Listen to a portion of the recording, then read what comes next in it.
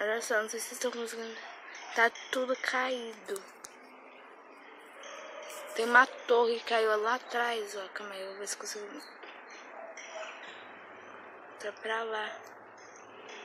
Caiu tudo. A rua tá toda cheia de terra, ó. Os pedaços dos morros tudo caiu aqui. Graças a Deus que ainda é um pouco... que não é tão perto do morro assim. Porque lá atrás, um monte de casa. Caiu árvore na casa da mulher ali, aqui do lado da vizinha. É tudo do morro essa água do barro. Olha, encheu tudo. Isso é Maria.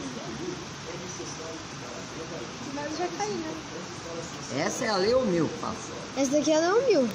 A avenida principal do Guarujá. É verdade. Meu avô. Essa é uma das avenidas principais. Ó.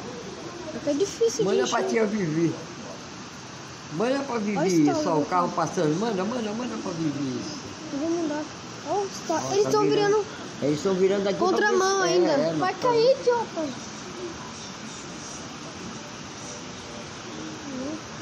Tá bom, A já Vivi disse gravou? que nunca viu assim.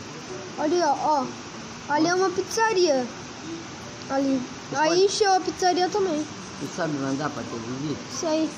Acabou. Primeira vez, cara. Putz, grilo, mano, olha a rua de trás. Tô indo pra cá. Ó, mostrar a rua. Primeira vez que acontece isso. Tô quase entrando água na casa da vizinha, já entrou na garagem. Hoje teve que fechar com silicone. Tem até aqui embalagem.